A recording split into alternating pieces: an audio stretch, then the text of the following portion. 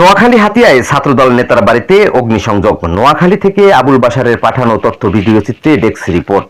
নোয়াখালীর দ্বীপ উপজেলা হাতিয়ায় চান্দনী ইউনিয়ন চম্পাঘাট এলাকায় মধ্যরাতে ছাত্রদল নেতার বাড়িতে অগ্নিসংযোগের ঘটনা ঘটেছে। সোমবার 16 ফেব্রুয়ারি রাত আনুমানিক 3টার দিকে উপজেলার চান্দনী ইউনিয়নের 6 নং ওয়ার্ডের নলেরচর চম্পাঘাট এলাকায় এ ঘটনা ঘটে। বাড়ির মালিক বেলাল হোসেন বলেন, এনসিবির লোকজন একটি অসত্য ধর্ষণের ঘটনাকে কেন্দ্র করে এই ঘটনা ঘটিয়েছে। অনেকে দেখছে, অনেকের নাম দামও বলছে আমাদেরকে।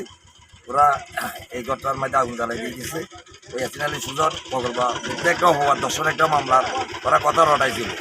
ওইটাকে ইয়াসিন আলী সুজন চাপা দাপা দিয়ে ওইটাকে সত্য প্রমাণ করাইছে। সত্য কথাটা প্রমাণ করার কারণ ওরা কিন্তু ইয়াসিন আলী সুজনের এই ঘটনার আগুন জ্বালাই দিচ্ছে, এটা অনেকে আমাদেরকে বলছে। ওরা যেভাবে এই ঘরটাকে কালকে রাত্রে আগুন দেওয়ার জন্য যে প্রায় তারা করেছে, আমরা অন্য লোকদের কাছ থেকেও শুনেছি যে আনাগোনা তারা কালকে পুরো দিন পর্যন্ত পরিকল্পিতভাবে তৈরি করেছে এবং আনাগোনাভাবে তারা চলাফেরা করেছে।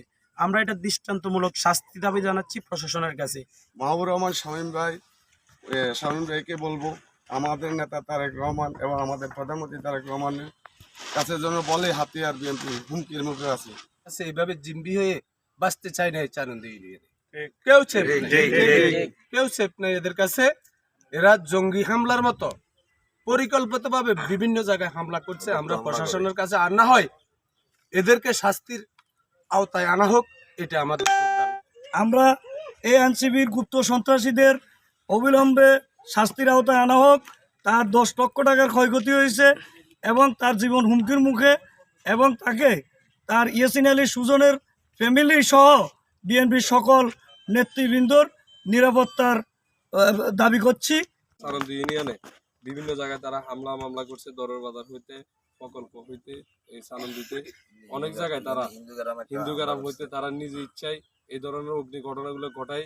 আমাদের বিএনপিকেও তারা কলঙ্কিত করছে এবং আমার হাতিয়াকেও দর্শনের এই অভিযোগটা সহ কলঙ্ক করে আজকে আবার ঘরে আগুন লাগিয়ে দিচ্ছে। হাতিয়া থানার ভারপ্রাপ্ত কর্মকর্তা ওসি মোহাম্মদ সাইফুল আলম বলেন, খবর পেয়ে পুলিশের ঘটনাস্থলে পরিদর্শন করছেন। ভুক্তভোগী পরিবার লিখিত অভিযোগ দিলে তদন্ত সাপেক্ষে প্রয়োজনীয় আইনগত ব্যবস্থা গ্রহণ করা হবে। 16 বাংলা টিভি, আবহমান বাংলার